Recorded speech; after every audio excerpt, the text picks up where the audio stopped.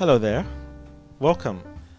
Today we're going to be tackling a subject that most people tend to shy away from. A topic nobody really wants to talk about. Today we're going to be trying to understand how nonverbal communication can synergize with mental health. Now, before we get into the nitty-gritties of the topic, allow me to introduce my guests on set with me. Now, sitting right next to me is Ma'am Buenefe S. Sadikon. She is a master's degree holder in psychology. Ma'am, welcome. And thank you for joining us. And sitting right next to her is Sir Teofilo S. Guerra. He's a bachelor's degree holder in communication research. Sir, welcome. Thank you for inviting us. Thank you so much for joining us. Now, to get right into it, what is mental health? Well, mental health is, according to my definition, is the state of somebody's mental ability, how they feel, how they think, and how they behave. So that's just my simple definition of what mental health is. Now, ma'am, we'll begin with you. Well, what roles do you think nonverbal communication play in mental health? Of course, let's first define nonverbal communication or nonverbal cues. So these are the natural, unconscious language that broadcast your true feelings or emotions, right? So basically, this nonverbal communications will either help or it's like either make or break one's individual. Okay. Yeah, so from your definition, I'm able to tell that people relate to us based on the nonverbal communications that we offer. Like, for example, when I approach somebody, I'm obviously supposed to smile to help them think that I'm receptive to them, like I'm more welcoming to them coming close to me. That way they'll feel more comfortable to approach me. And you, sir, what do you think nonverbal communication plays in this aspect of mental health? Well, with nonverbal communication, because mental health is pretty much something that may lie deeper than what can be seen or expressed by an individual. Nonverbal communication, on the other hand, can give us clues about, as Sadikon was telling us, clues about how the person really is feeling just because of gestures, and you have things that you can sense from them that they do, and yet even they may not be conscious about. So they're communicating to us via things that they don't necessarily need to express, sometimes even involuntarily. Okay. So let's now bring in the aspect of culture. Like here in the Philippines, for example, I have throughout my brief stay here, I've discovered that people use certain nonverbal communications to approach people and to speak to people. For example, if you're going to call somebody, for example, a man to a man, they can either like whistle, or there's some sort of sounds they make, or some sort of gestures that they make. How do you think the culture aspect would come in nonverbal communication? We'll start with you, sir. Well, in nonverbal communication, we have several principles first that we must look into. You have the proxemics, and that is how distant one relates to another. You have the kinesics, how the body moves, such as posture, gestures, and eye contact. And you even have paralanguage, such as what you were mentioning, Yes. whistling, saying a hum, or other ways for seeming sounds or support speeches that can come out. Well, with culture, nonverbal communication has is influenced by culture by providing the context for which those nonverbal communications happen.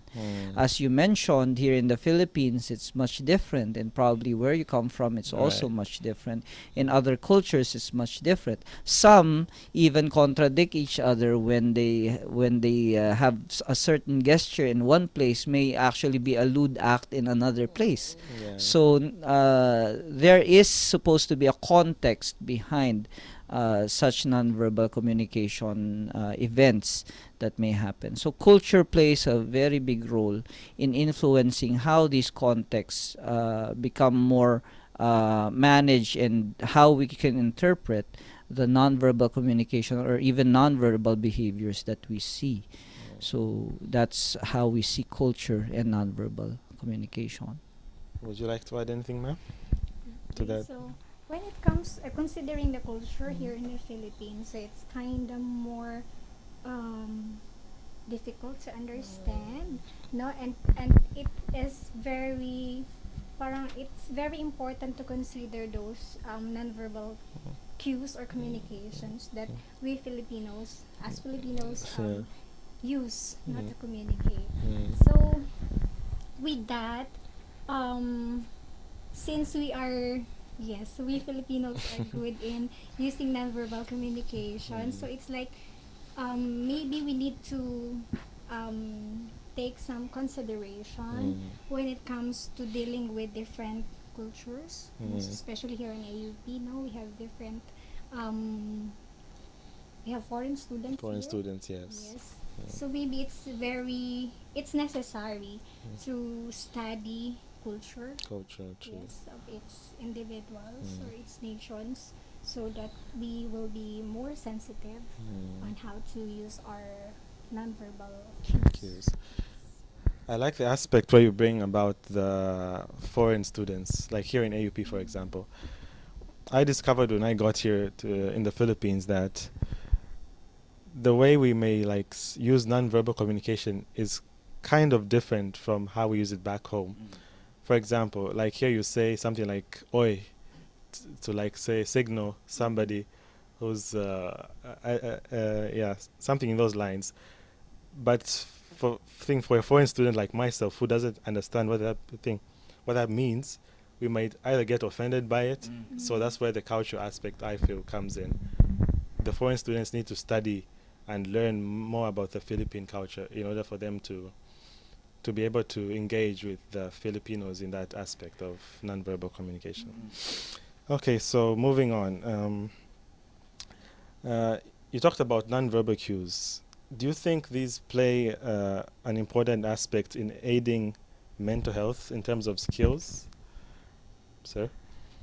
Well, when we talk about mental health, as you defined it a while ago, and it was defined further, we mental health does allow, or at least professionals and even those who may not be a seasoned can detect certain issues or certain diagnosis for those who may have mental health issues just based on their nonverbal cues or communication behaviors.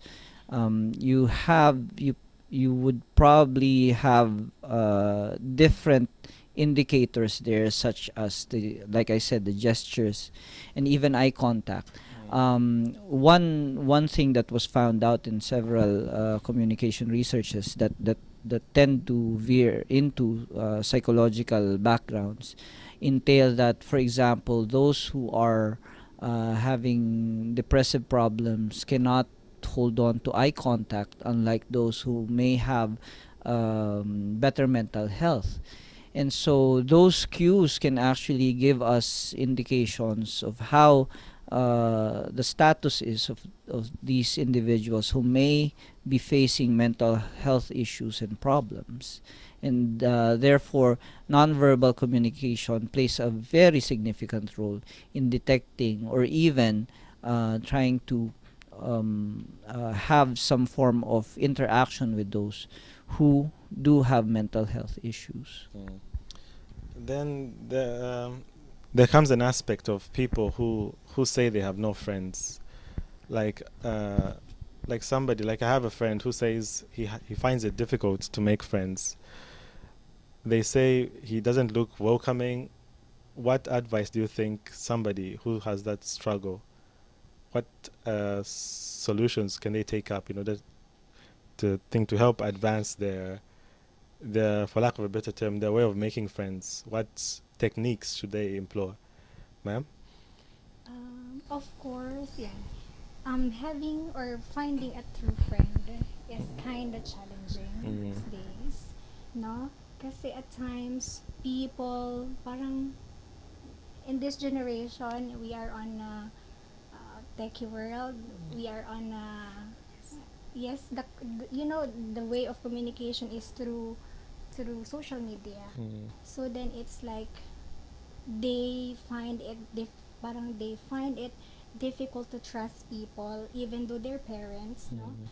They even resort to ask their friends or just inform their friends or tell their friends what is happening to them. Mm. So then, yes, trust is very hard to get, hard Mm. to earn, especially with, yes, with the millennials. Millennials, yeah. Mm-mm. So then, it's like it will always go back, diba? It's like how will you find friends Mm. or look for someone whom you can be trusted. So it's like as a psychologist in practice, no, Mm. or as a psychometrician who is Mm. on the line of psychology. So it's like, of course, as a counselor, you need to first build rapport. You need to first build that certain trust Mm. from that certain individual. So then by the time that when that individual feel that he or she is comfortable with you, so then that's the time that the individual can open up. Mm. So, in terms of non-verbal communication, I think you can begin with a smile, like like you smile at somebody if you want them to feel like you're approachable. Like even just your body language should make the other person feel like, okay, I'm open. You can come and talk to me. I don't bite. So that's how I feel non-verbal cues can be used in that aspect. Okay, so moving on. We've already touched on culture. We've also touched on mental health in terms of non-verbal communication. So my next question would be actually, does improving non-verbal skills help show support to aiding mental health? Sir, would you like to tackle that? It's quite. We need to first indicate which side we can place ourselves, because we cannot really just discuss this particular issue in terms of do you have better mental health than another person. um, that question asked directly can be answered by saying that not necessarily. For example, you have to be, if you're on the other end where you can actually go ahead and notice the nonverbal communication or nonverbal cues or nonverbal behaviors or those who actually have mental health issues, then your role is to accommodate whatever it is that's happening. For example, you can't really press another person to look you in the eye and tell them, talk to me, if based on their status of mental health, they are showing already signs that they cannot look you in the eye, they cannot directly look you in the eye because they have issues in their mental health.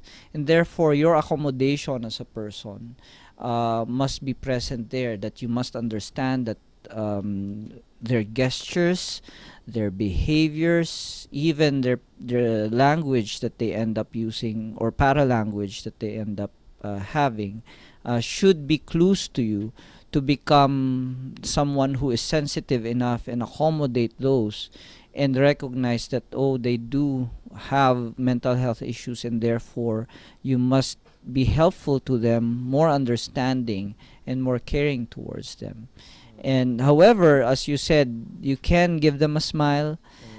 You may or may not get a response from them, True. because there are some mental health issues that they will not respond to you even when you provide them those cues. And therefore, your role, if you do have that opportunity to meet people with mental health issues, is to accommodate such happenings, and therefore you're able to understand their nonverbal communications. You are the one who ends up knowing more than they do, because in some cases they may not even admit that they have a problem. So we have to be able to accommodate them. Ma'am, any addition? Okay, so just a continuation of what I have mentioned earlier. So it's like first you need to build rapport. So by then you need to it's like when the rapport is already there, it's like not right after there and then they will open up to you. It's not like that. So you need to wait for the right time, and that when that time comes that he is already comfortable with you, ready to brought out the problems or open up the problems with you. So then at times, because of, yes, since we are considering here the nonverbal communications or the nonverbal cues, it is important that of course you need to be patient with them. You need to be patient with them, have the high tolerance level of um, that respect. Respect, Yeah, yes. high tolerance level and the respect to them as a person. Kasi you can't just force them to just tell me. Yeah, you can't need to do be that. patient with them. You Yeah. need to be patient with them. Next, we have you need to consider that at times they cannot verbalize what they feel. So it's like not all of them is they can't verbalize all of them. So it's like you will just wait for them. If necessary, you can use simple or short sentences just to check. Okay, is it how you feel right now? Something like that. So just use short or simple sentences so that you can, when time comes, they are comfortable, they can open up All right. their emotions with you. Next, we have here um, the short exchange of communication. Yeah, just like what I have mentioned earlier. It's like the short sentences. Sentences, yes. Yes. And lastly, we have here